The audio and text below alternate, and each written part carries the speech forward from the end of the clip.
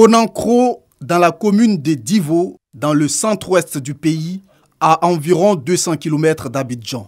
C'est la stupeur au sein de la population après la découverte des corps d'un couple de sexagénaires à leur domicile. Voisins et habitants de Konankro sont bouleversés. Nous, on n'a pas entendu de bruit, en tout cas de la nuit.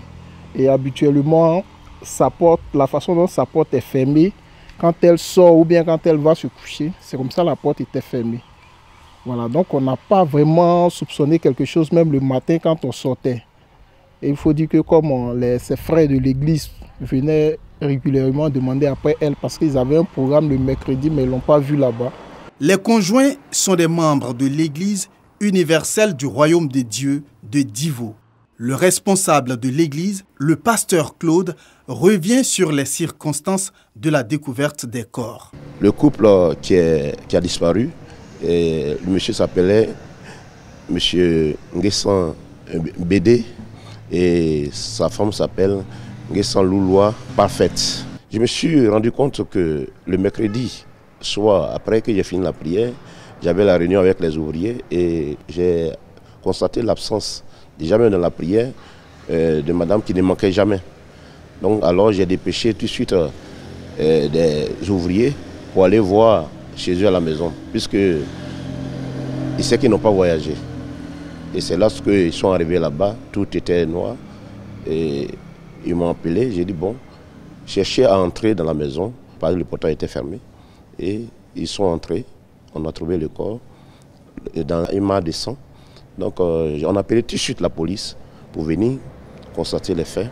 Selon le voisinage, c'est sous ce hangar que la femme retrouvée morte avec son époux tenait un restaurant. Elles vont attaquer de l'eau. C'est ce qu'elles vont. Nous-mêmes, on venait payer attaquer chez elle, en tout cas. C'est tout. Pas grande chose. Son mari était malade. Ils ont ouvert sa porte. Vraiment, on a vu le sang partout. Le sang était partout. Ils ont tout dérangé dans la maison. On ne sait pas. On ne sait pas si c'est vol ou si c'est règlement de compte. On ne sait rien. La police a défilé ici. On ne nous a pas encore donné de suite concrète. La brutale disparition du couple Nguessan laisse les populations de Divo encore sans voix. Qui est-ce qui a ôté la vie au couple Nguessan? Qu'ont-ils fait pour mériter une telle fin? Nous ne saurons donner des réponses à ces interrogations que tout le monde ici à Divo se pose avant la fin de l'enquête criminelle en cours. Le commissariat de police du 1er arrondissement de Divo, en charge de l'affaire, est à pied d'œuvre pour mettre aux arrêts le ou les criminels encore en cavale. Un mort, 6 blessés graves. C'est le bilan de l'accident qui s'est produit au rond-point de Grand Bassam le dimanche 16 janvier à 18 h. Celui qui a perdu la vie, un élève de terminale âgé de 19 ans. C'est mon frère de l'enfance. Depuis aussi petit, on avait l'école primaire ensemble. Cette année, on doit passer le bac ensemble. Il est décédé du coup à ma maman. Moi, j'étais dedans, derrière le chauffeur. Bon, en même temps, moi, j'ai vu la porte était renversée en même temps. Donc, moi, je me suis débrouillé pour sortir. Le chauffeur du minicar roulait à vive allure et faisait un genre de rodéo appelé bord d'enjaillement. Il a perdu le contrôle du véhicule. Des volontaires ont prêté main forte aux victimes. C'était chargé. Lui qui est mort, il était assis à la fenêtre. Dès qu'il est venu à gauche, le fait de rabattre à droite, là, il a fait un tonneau 2 fois. Le chauffeur s'est blessé, il a pris la fuite comme ça. L'apprenti l'est soulevé. Plus que les blessés sont venus se coucher, on croyait qu'il était là. Après, bon, je ne le vois plus. Ces adolescents qui occupaient le minicar sont de la commune d'Aboubou. Ils venaient de célébrer un anniversaire à la plage. Ils étaient une trentaine dans ce véhicule de 18 places. Un autre accident dans la commune de Cocody, après le pont à péage HKB.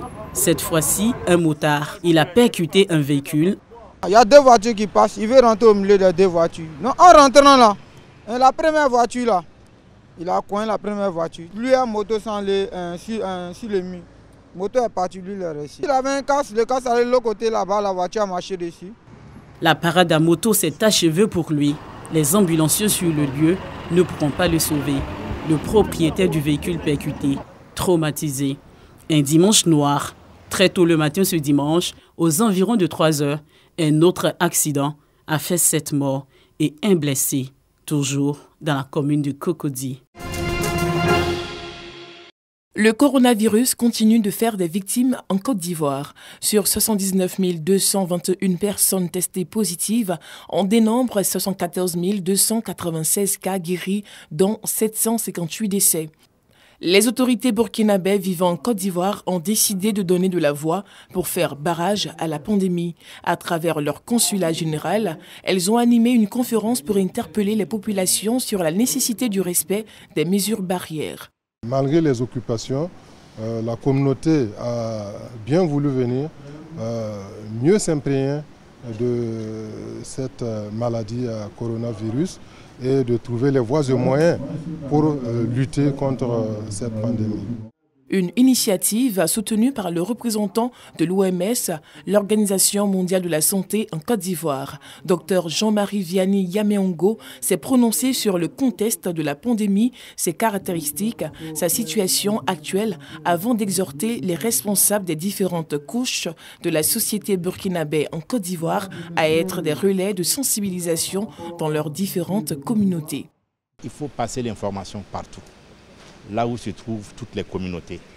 Lorsque nous parlons de population ivoirienne, on parle en fait de toute la population et toutes les personnes qui vivent en Côte d'Ivoire. On doit observer les mêmes mesures partout et au même moment et en même temps. Il ne doit pas avoir deux vitesses. C'est pour cela que les messages doivent passer dans toutes les communautés qui résident ici en Côte d'Ivoire. Un message bien accueilli par ces responsables qui se disent prêts à accompagner cette initiative des autorités.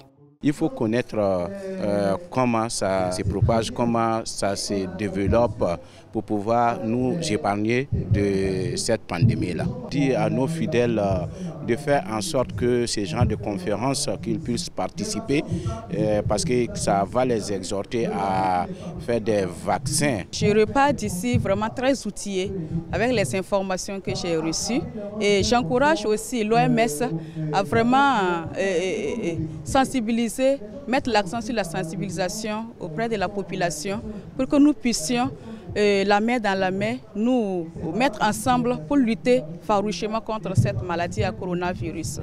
Le respect des mesures barrières reste l'un des moyens efficaces pour venir à bout de la maladie, notamment la distanciation sociale, le port des masques, le confinement, le dépistage et le traitement. Outre ces mesures, les populations sont aussi invitées à se faire vacciner.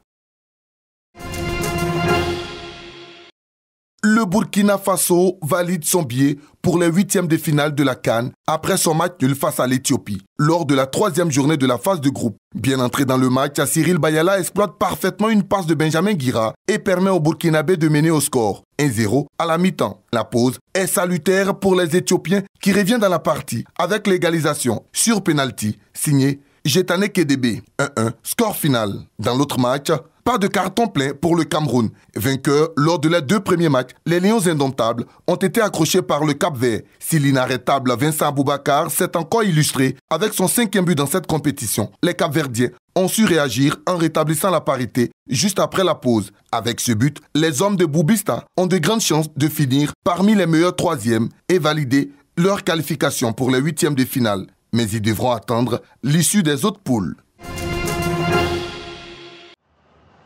Comme un signe prémonitoire, quelques heures après cette action inattendue, Ali Badra Sangaré perd son géniteur, Toumani Sangaré.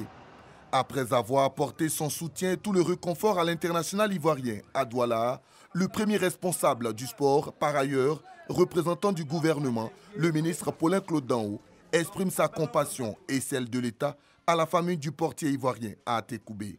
Nous sommes donc venus au nom du mouvement sportif, au nom du président de la République, le père de tous, au nom du gouvernement, pour dire notre compassion à la famille de Badara. Nous sommes un pays de croyants et nous savons que Dieu fait toutes choses bonnes en son heure et en son temps. C'est la volonté de Dieu. Nous lui avons demandé de garder le moral, de rester dans la foi et dans l'espérance et d'être fort. Le ministre de la Promotion des Sports et du Développement de l'économie sportive et sa délégation ont assisté à la prière mortuaire avant de se rendre au cimetière de Williamsville pour l'enterrement. Dao Paulin a profité de cette période douloureuse pour rassurer l'ensemble du peuple ivoirien avant le dernier match des éléphants, prévu le jeudi, face à l'Algérie. Je peux vous donner l'assurance que c'est douloureux ce que nous vivons comme situation. C'est douloureux toutes ces incertitudes et les frayeurs que nous avons, mais nous devons garder la foi que cette équipe passera au second tour. Toumani Sangaré est décédé dans la nuit du dimanche 16 au lundi 17 janvier 2021 à la suite d'un malaise. Âgé de 61 ans, il laisse derrière lui 6 enfants, dont Badra Ali Sangaré, le portier ivoirien.